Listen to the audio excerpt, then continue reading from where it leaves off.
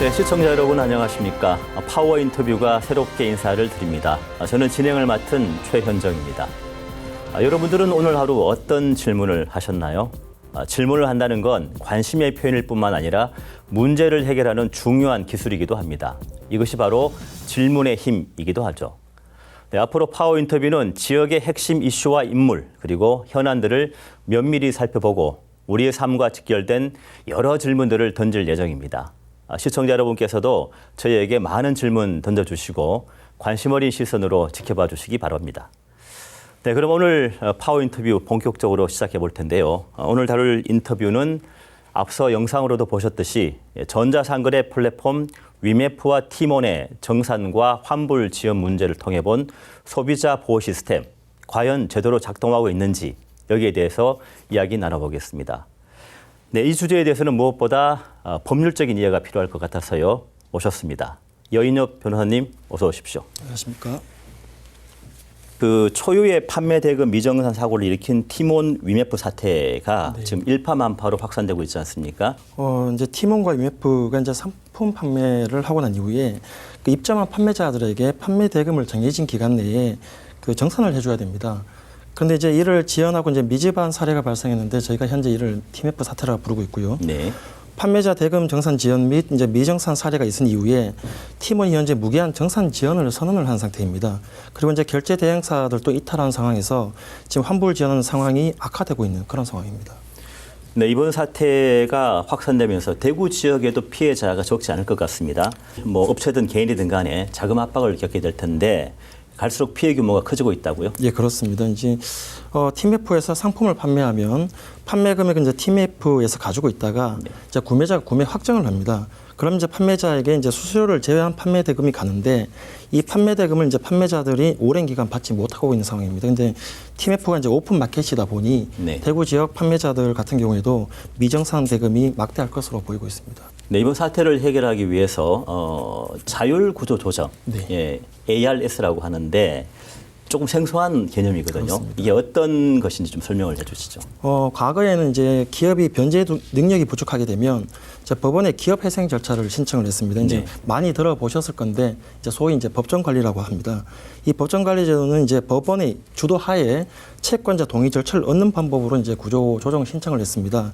근데 ARS는 법원이 이제 주도적으로 진행하는 게 아니라 이제 채권자, 채무자 간에 본격적인 이제 법정 관리 절차가 진행되기 전에 먼저 협의를 유도를 합니다. 그래서 협의가 유도가 되면 이제 절차를 종결하는데 다만 이제 법원은 그러니까 주도적인 입장이 아니라 이제 후견적인 입장에서 절차를 진행하는 그런 제도입니다. 그래서 채권자와 이제 티몬, 이제 티메프 사이 협의가 이루어지지 않으면 이제 본격적인 채무자 이제 회생법에 따른 이제 파산이라든지 이제 회생 절차로 들어갈 것 같습니다. 네, 그러니까 그 채무자와 채권자가 먼저 자율적으로 어떤 문제를 해결하도록 하고 법원에서는 그걸 지원해주는 그런 시스템이라는 거죠. 네, 그렇습니다. 그 ARS가 이번 사태에서 피해자들에게는 뭐 장점과 단점이 있을 수 있었는데 어떤 게 있겠습니까? 장점으로는 일단은 티메프가 새로운 투자처를 물색할 수 있도록 기회를 준 겁니다. 그래서 이 티메프라는 이제 오픈 마켓의 특성상 이 그 업력이라든지 이런 부분을 무시할 수는 없을 것 같고요.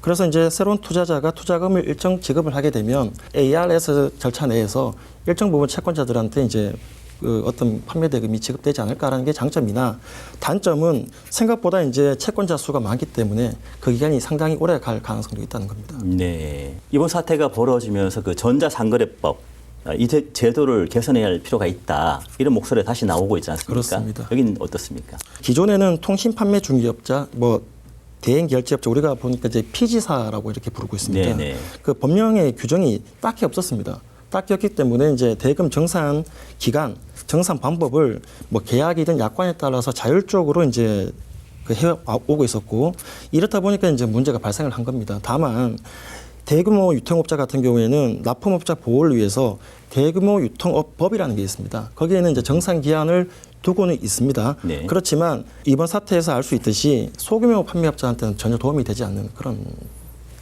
상황이 있습니다. 그런데 이런 전자상거래법이 그 입주 판매업체의 피해 구제나 보호와 관련된 법률은 아니라고 알고 있거든요. 그렇다면 이런 판매업체들을 위한 법이나 안전장치는 없는지 어떻게 피해 보상을 받을 수 있는지 설명 좀 해주시죠. 이제 지금 현재 상태로는 보호를 할 수 있는 법률 규정이 사실 없습니다. 향후에는 이제 이커머스 업체라든지 대행 결제사에 대해서도 법령상 정상 기한이 도입될 것으로 보입니다. 지금 정부가 이제 발표한 여러 가지 개정 법안을 통해서도 확인할 수 있고요. 그러나 이제 현재는 개별적 집단적으로 이제 민사소송을 할 수밖에 없다는 그런 단점이 있습니다.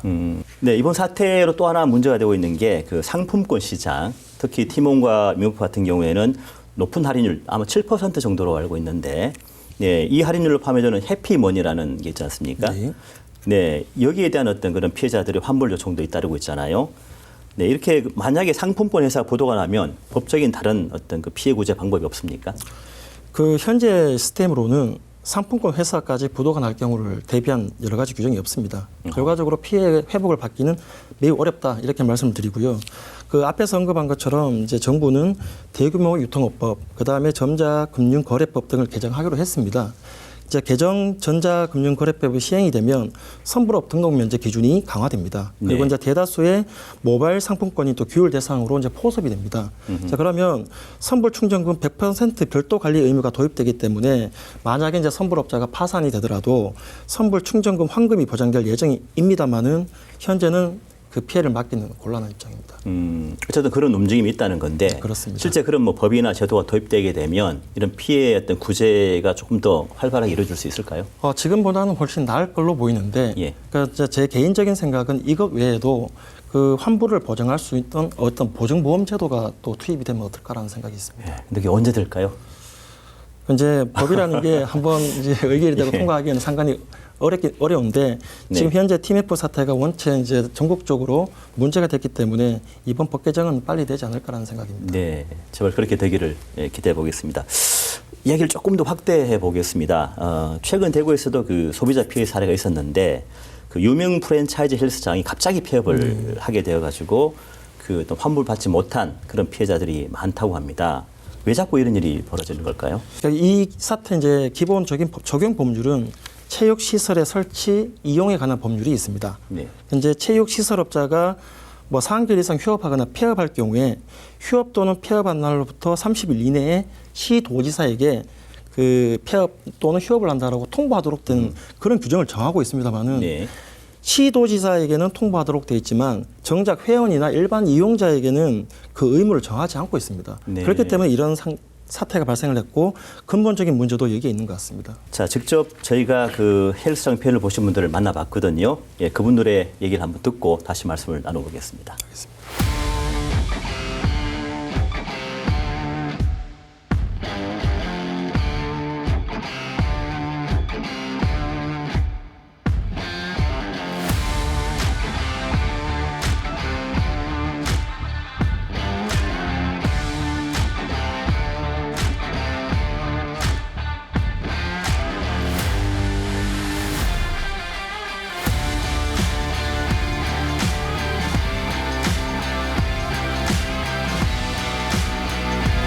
(7월 27일) 날 그냥 일방적인 어떤 폐업 통보를 받고 7월 말까지만 오픈한다, 8월 1일부터 폐업한다라고 그렇게 문자로 그냥 통보를 받았고 피해자들이 뭐 수천 명 되는 걸로 알고 있습니다. 근데 보상이라든가 변제 부분들은 아직 이야기된 것도 없고 일방적으로 이제 문자 단 한 통으로 그냥 그것도 한 3, 4일 전에, 그리고 또 쿠폰을 끊어놔 놓고 미리 뭐 쿠폰으로 막 이렇게 하면 싸게 해준다 해가 수백 장을 끊었는데 이용도 한번 못하고 그냥 폐업되는 상태인 그런 피해자들도 되게 많더라고요. 지금 보니까 경영이 어렵다는 거 자기들은 뭐 내부적으로는 다 알고 있었을 거고 그 와중에도 사실은 회원을 모집했다 하는 건 이거는 어떻게 보면은 기망행위고, 그 안에 또 이제 뭐 매점이라든가 이발사나 세신하는 분들은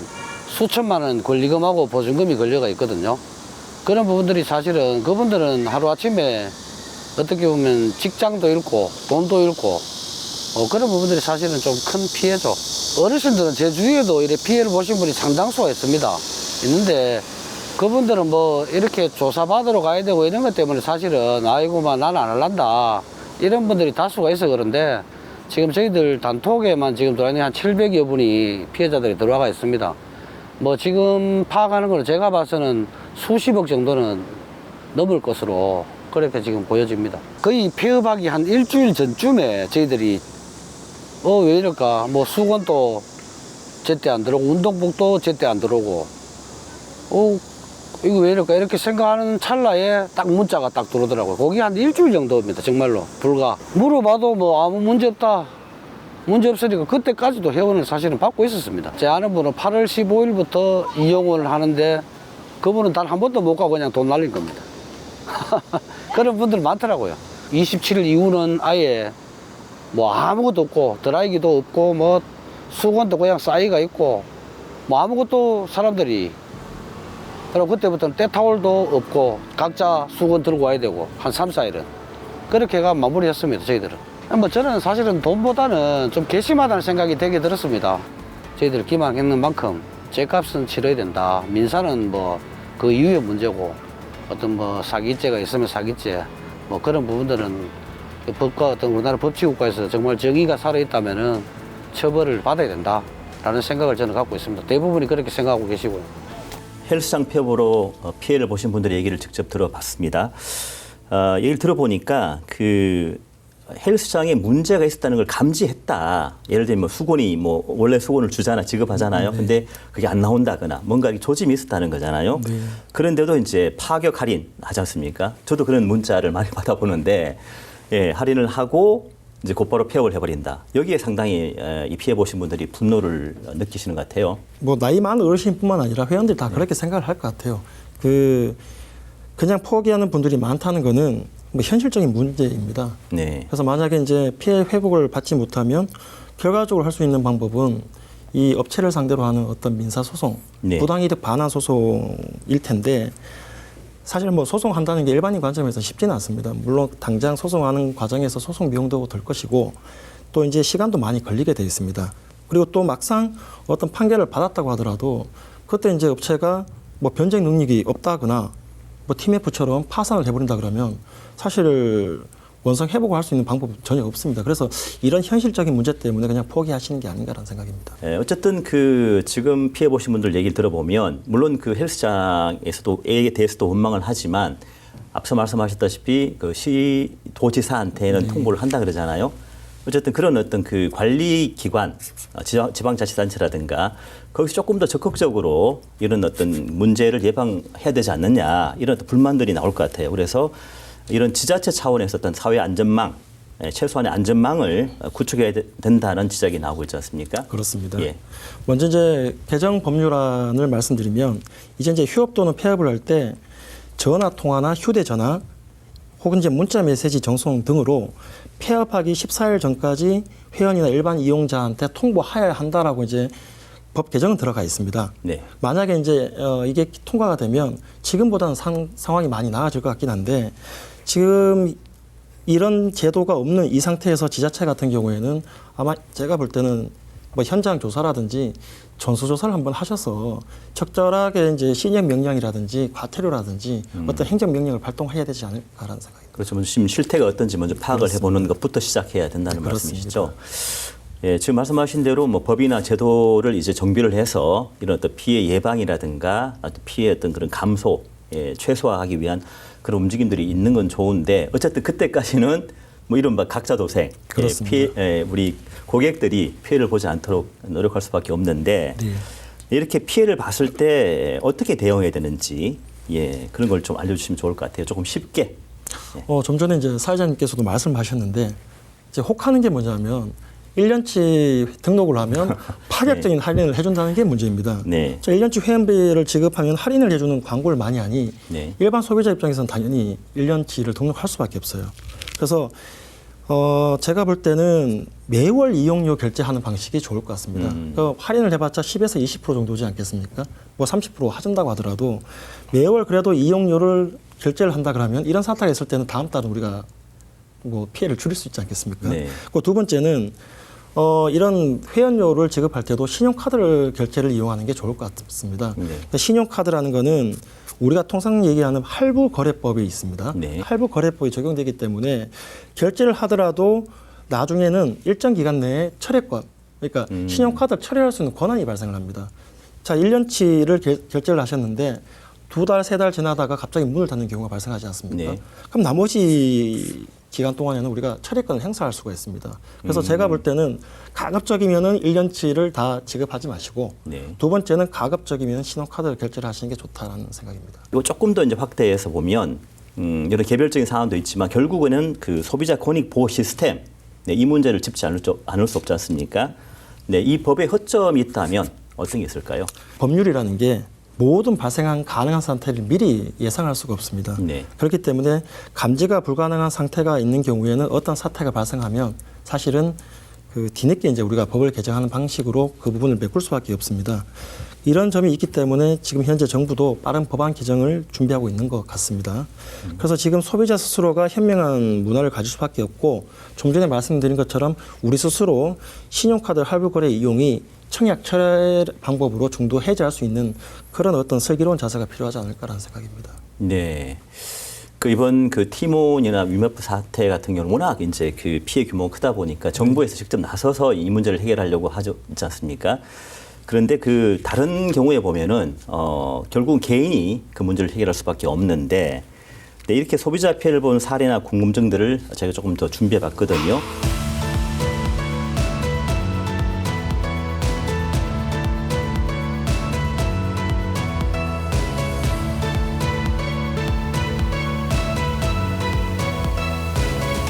그 현행 법률을 보면 물가 안정에 관한 법률이 있습니다. 네. 그 물가 안정의 법률 3조를 보면 시장으로 하여금 공정한 거래를 위해 물품의 가격을 표시하도록 명할 수 있다. 이렇게 규정을 하고 있습니다.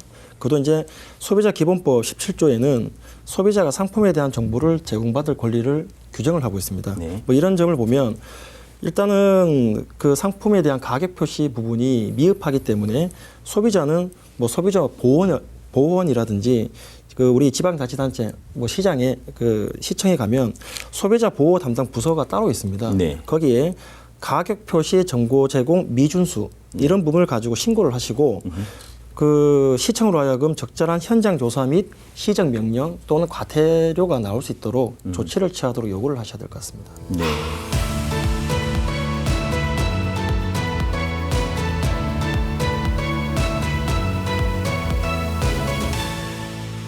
뭐 일상생활에 자주 일어나는 내용인 것 같습니다. 네. 그 전자상거래법은 소비자는 물품을 구매한 후 7일, 네. 7일 이내에 청약 철회, 이게 이제 반품입니다. 반품을 네. 할 수 있다라고 명시적으로 규정을 하고 있습니다. 그렇죠. 이 경우에 이제 소비자는 물품 반환에 필요한 비용을 원칙적으로 부담을 해야 되지만 판매자는 물품이 손상되었거나 우리가 사용한 흔적이 있는 경우에 한해 환불을 거부할 수가 있습니다. 그렇기 때문에 거부 사유는 상품 자체의 상태에 대한 것이고 상품 실제 상태로 소비자가 손상시킨 경우만을 말한다고 보시는 게 맞을 것 같습니다. 네. 그래서 단순히 이제 택배 포장 상태가 좋지 않다. 그런 이유로 이제 환불을 거부한다는 것은 정당하지 않기 때문에 네. 이 문제도 마찬가지로 소비자 보호원 신고로서 해결하는 것이 좋을 것 같습니다. 근데 그런 경우에 예를 들면 뭐 단순하게 택배 어떤 그 포장 박스라든가 이 용기의 문제가 아니라 실제 그 내용물에 약간 어떤 문제 생겼다. 근데 그게 배송 과정에 생긴 건지 바로 환불을 바로 이제 반품했을 경우에 말씀드리는 거예요. 네. 되게 이렇게 애매한 경우도 있을 수 있을 것 같아요. 그러니까 지금 그 전자상거래법의 규정의 취지를 보면 네. 저희 소비자가 그 상품에 대한 어떤 훼손이라든지 사용한 흔적이 있어야 되는 것이고 네. 우리가 상품을 받아서 사용상 어떤 내용 사용을 하기 전까지 발생한 문제는 판매자가 부담한다고 보는 게 좋을 것 같습니다. 그래서 이 배송 내지 탁송 과정에서 발생한 어떤 사용상의 부주의란 이런 부분은 모두 판매자가 부담하는 게 맞을 것 같습니다. 그렇습니까? 네. 예, 그건 조금 다행이네요. 네. 네, 마지막 시청자 질문입니다.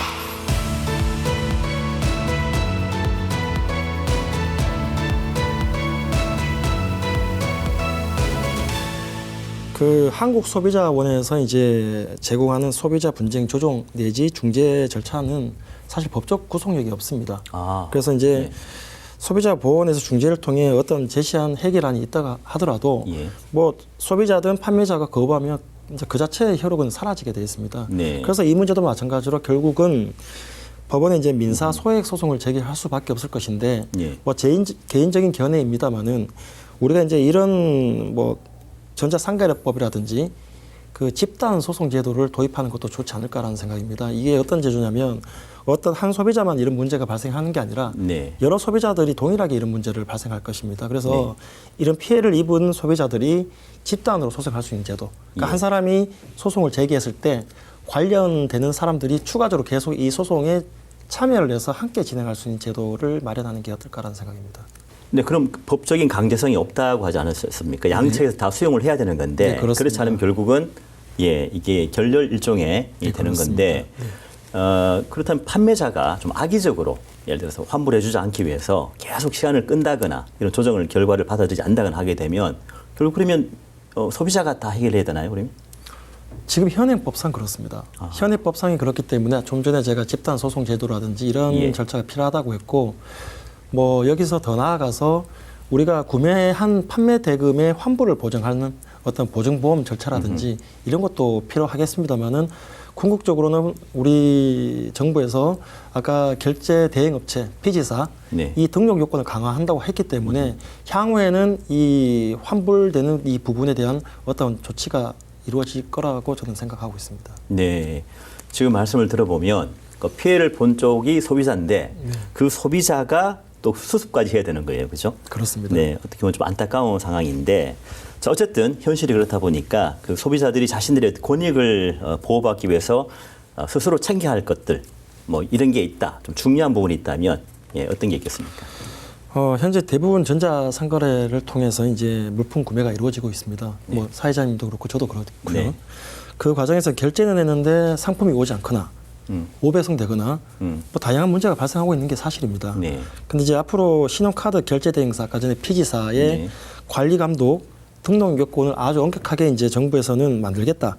그래서 결제 및 결제 취소가 보장이 되도록 하겠다라고 이제 법을 개정한다고 했기 때문에 향후에는 이런 문제가 좀 줄어들지 않겠나라는 생각입니다만은 이런 법 개정이 이루어지고 시행되기 전까지는 그 신용카드 결제를 이용하되 우리가 상품을 받고 난 뒤에 구매 확정을 해야만 이제 판매 대금이 지급되는 구조입니다. 네. 그래서 구매 확정하는 이 행위를 하실 때 좀 신중하게 하셨으면 좋겠다라는 생각입니다. 네.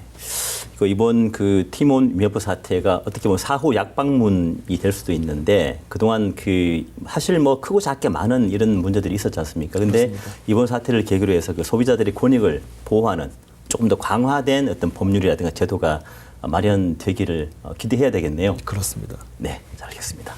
이번 티몬 위메프 사태가 워낙 이게 큰 파장을 갖고 오다 보니까 정부에서도 관심을 갖게 됐고 또 그 결과로 그동안 크고 작은 이런 문제들이 많았는데 이제 이런 소비자들의 권익을 보호할 수 있는 그런 어떤 법률적인 또 제도적인 그런 어떤 뒷받침이 더 이루어지지 않을까 기대해 보겠습니다. 그렇습니다. 네, 오늘 말씀 잘 들었습니다. 감사합니다. 오늘 파워 인터뷰에서는 소비자 권익 보호에 대해 얘기를 나눠봤는데요. 우리가 소비자의 권익을 지키는 것에 관심을 가져야 되는 이유는 바로 우리가 소비자이기 때문입니다. 누구에게나 있을 수 있는 일이기에 더욱 관심을 가지고 소비자 피해를 구제하기 위한 신속한 조치가 제때 또 잘 이루어지는지 함께 끝까지 지켜봐야 할 것 같습니다. 그럼 파워 인터뷰 저희는 여기에서 인사드리고요. 다음 시간에 또 다른 이슈로 찾아뵙겠습니다. 지금까지 시청해주신 여러분 고맙습니다.